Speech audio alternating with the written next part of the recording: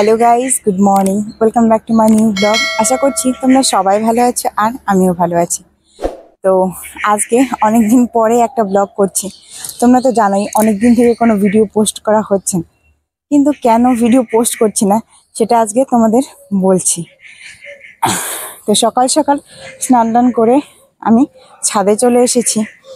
তো চলো আগে ফুল গাছগুলো দেখে নিই, তারপরে তোমাদের সব কথা আস্তে আস্তে বলছি। কেন এতদিন ধরে আমি কোনো ব্লগ পোস্ট করলাম না, হঠাৎ করে ব্লগ দেওয়া কেন বন্ধ করে দিলাম। এখন যেহেতু ব্লগ দিচ্ছি, তো না দিলে নিজেরও ভালো লাগে না। তো চলো তোমরা ব্লগটা দেখতে থাকো। আর দেখো আমাদের কাছে এত সুন্দর ফুল হয়েছে। অনেকদিন আগে হয়তো আমি তোমাদের শুধু যখন কুড়ি হয়েছিল তখন দেখিয়েছিলাম, আর এখন তো অনেক বড় বড় হয়ে গেছে ফুলগুলো। চলো তোমাদেরও দেখাচ্ছি। আর আজকে বেশ সুন্দর রোদ্র উঠেছে, বেশ সুন্দর ভালো লাগছে সকালের এই রোদটা, কিন্তু গায়ে লাগাতে বেশ ভালোই লাগে। চলো আগে ফুল গাছে জল দিই, পরে কারণটা তোমাদের বলছি। গাছের এত সুন্দর সুন্দর চন্দ্রমল্লিকা ফুল হয়েছে কি আর বলবো, কিন্তু জানো তো এখন একটাও বিয়ের নিমন্ত্রণ নেই যে দুটো ফুল মাথায় গুজে চলে যাব নিমন্ত্রণে। আর দেখো খুব সুন্দর হয়েছে, এগুলোর উপর দেখো কুয়াশা পড়েছে, বোঝা যাচ্ছে না। দেখো এখানে পিটুলিয়াগুলো বেশ ভালোই ধরেছে, আর এই ফুলগুলো একটু কম হয়েছে, আরো কয়েকটা হচ্ছে। ওই সাইডে যে ইয়েলো কালারের একটা চন্দ্রমল্লিকা আছে, ওটাও দেখতে বেশ ভালোই লাগে। তো চলো আগে ফুল গাছগুলোতে জল দেই, আর তোমরা ব্লগটা দেখতে থাকো, কারণটা তো তোমাদের বলেই দেবো। চলো আগে ফুল গাছটাতে জল দিয়ে নিই, তারপরে সব বলছি তোমাদের। অনেকদিন আগের একটা ব্লগে হয়তো আমি তোমাদের সাথে স্ট্রবেরি গাছগুলো শেয়ার করেছিলাম। আর দেখো এখন স্ট্রবেরি গাছে স্ট্রবেরির কুড়ি চলে এসেছে, এটা অনেকটা বেশ ভালোই বড় হয়েছে। আর এই গাছটাতে এই স্ট্রবেরিটা মনে হচ্ছে পাকবে, এখন একটু লাল লাল ভাব হয়েছে। তো চলো স্ট্রবেরি কেমন হয় সেটাও তোমাদের বলবো, কিছুদিন পরে তো পেকে যাবে তখন। এখানে এই যে গাঁদা ফুলগুলো মোটামুটি বড় হয়ে গেছে। এই যে ইয়েলো কালারের দেখো চন্দ্রমল্লিকাটা কত সুন্দর লাগছে। এবার তাহলে তোমাদের কারণটা বলেই দিই, কেন আমি এতদিন ভিডিও দিচ্ছিলাম না। সত্যি কথা বলতে এত তোড়জোড় করে টেট পরীক্ষা দিব ভেবেছি, তো ভাবলাম না ঠিক আছে সব ভিডিও বাদ দিয়ে একটু পড়াশোনা করি। তো দেখি পরীক্ষাটি যদি ভালো হয় তা না, কিন্তু কালকের পরীক্ষাটা আমার খুব একটা ভালো হয়নি।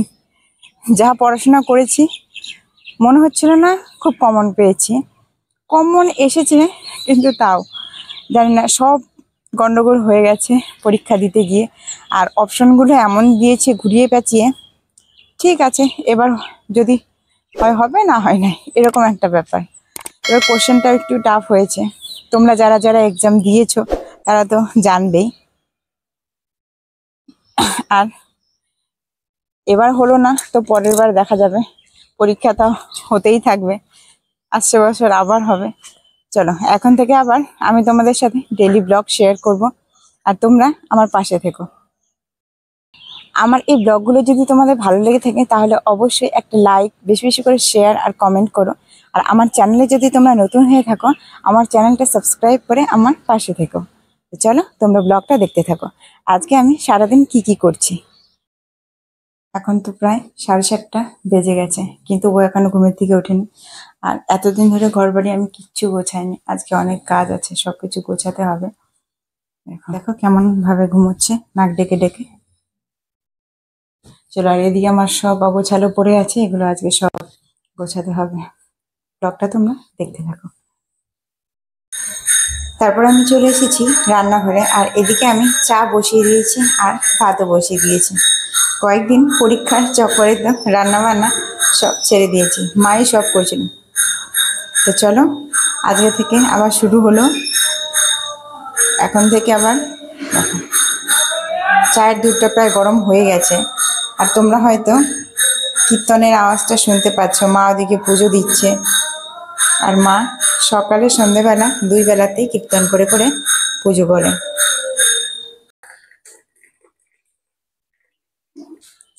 চলো এবার ঠাকুমাকে চাটা দিয়ে আসি, তারপরে তোমাদের সাথে আবার কথা হচ্ছে। এই যে ঠাকুমা, চা খায় নাও। আমরা খাবো, পরে খাবো, খাও তুমি।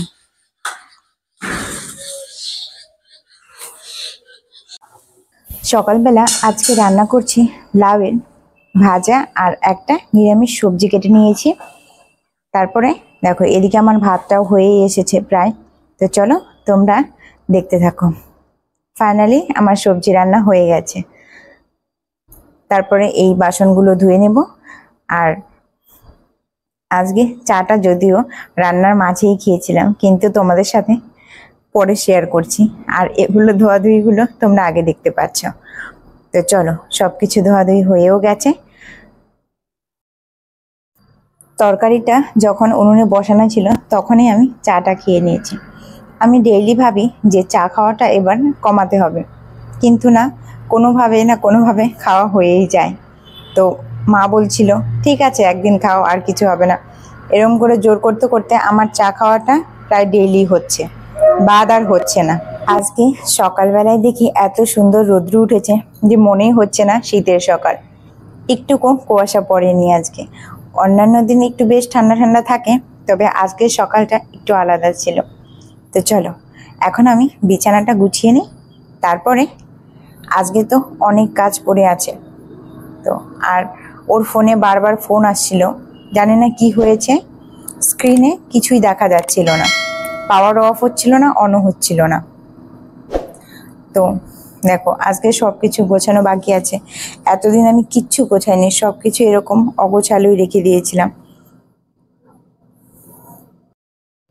এর মধ্যে ও কাজের জন্য একটু কলকাতা গিয়েছিল, তাই ও ড্রেসগুলো আর গুছিয়ে আলমারিতে তোলা হয়নি। আর এদিকে দেখো, এমনিতে সব জামা কাপড় গোছানো হয়েছে, কিন্তু আমার বইগুলো এখনো গোছানো হয়নি। তো চলো আগে জামা কাপড়গুলো তুলে রাখি। ও যখন কলকাতা গিয়েছিল 3টে না 4টে জ্যাকেট নিয়ে গেছে, কিন্তু পরেছে শুধুমাত্র একটা না দুটো, তাই সবগুলো আর ধোয়া ধুয়ের কোনো ব্যাপার নেই, ওইভাবেই ভাঁজ করে রেখে দিয়েছি। এখন আমি আমার বইগুলো গুছিয়ে নিচ্ছি। আপাতত বইগুলো টেবিলেই রেখে দেব, আর তারপরে দেখি, এগুলোর তো আর এখন দরকার নেই, তো পরে একদিন সময় করে যে কোনো একটা জায়গায় ভালোভাবে রেখে দেব ভেতরে। দেখো এদিকে বোর্ডটাও পুরো ঢেকে গেছে, তাই ভাবলাম পরের বইগুলো এখানটাতে রাখি, না হলে বোর্ডটা তো পুরোই ঢেকে যাবে। এই যে এতদিন যে আমি ব্লগ দিতে পারিনি, এর মাঝখানে বেশ কয়েকটা নিমন্ত্রণও ছিল। তো যখন যেটা পরেছি জুতা এগুলো কিছুই ধুয়ে দেওয়া হয়নি, ওইভাবেই বাইরে পড়েছিল, তাই ভাবলাম আজকে সবগুলো ধুয়ে দিই, ধুয়ে একদম তুলে রাখবো। আর ও যখন এসে দেখছে ওর গেঞ্জিটা নিয়ে আমি এখানে এই ড্রেসিং টেবিলটা মোছার জন্য নিয়েছি, ও বলছে এটা তো আমার ভালোই গেঞ্জি ছিল, কিন্তু আসলে এটা পরে আমি একদিন হেনা করেছিলাম, তাই এক জায়গায় হেনার দাগ লেগেছিল। তা ভাবলাম ঠিক আছে এটা দিয়ে মুছি। আরো বলছিল তুমি আমার সব নতুন গেঞ্জিগুলো দিয়ে এরকম করে সব নোংরা মুছছো। আমি বললাম হ্যাঁ, এটা নিয়ে আমার সাথে ঝগড়া করছিল। আর জানি না কেন তখন তো আমি স্পিকার মাইকের অন করিনি, তো এর জন্য কোনো সাউন্ড হচ্ছে না, আমার ভয়েস ওভারেই দিতে হচ্ছে। আর এখন বলো তো কি করছি, দুজনে মিলে দোকানের চাবি খুঁজছিলাম, কোথায় চাবি রেখেছে ভুলে গেছে, এখন বলছে দেখো কোথায় রেখেছি। তো তারপরে বাবাকে জিজ্ঞেস করাতে বাবা বললো যে বাবার এই রুমে রয়েছে। তো তারপরে আমি ড্রেসিং টেবিলটাও একটু ভালোভাবে মুছে নিয়েছি।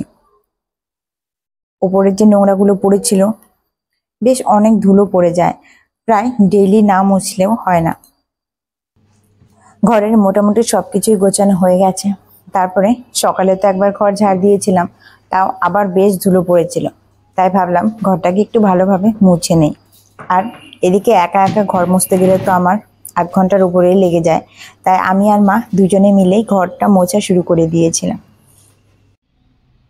আজকে সকালেই অনেক কাজ করে নিয়েছি, তাই এখন তো পুরো খিদে পেয়ে গেছে। তো সবাই মিলে বসে পড়েছি সকালের খাবার নিয়ে। আর সকালে কি কি রান্না করেছি সেটা তো তোমরা জানোই। তো চলো খাওয়া দাওয়া সেরে একটু রেস্ট নেওয়ার পরে আমি চলে এসেছি ছাদে জামা কাপড় শুকোতে দিতে। তো মা অনেকগুলো জামা কাপড় ভিজিয়েছিল, তাই মা ওগুলো কুচিয়ে দিচ্ছিল আর আমি সেগুলো ধুয়ে তারপরে যেগুলো একটু মোটা জামা কাপড় সেগুলো নিয়ে ওপরে শুকোতে দিতে চলে এসেছি। ভাবছি ব্লগটা তো অনেকটাই বড় হয়ে গেল, আর আজকে এই সকালের ব্লগটাই তোমাদের সাথে শেয়ার করলাম। তো আজকের ব্লগটা আমি এখানেই শেষ করছি। তোমরা সবাই ভালো থেকো, সুস্থ থেকো, বাই।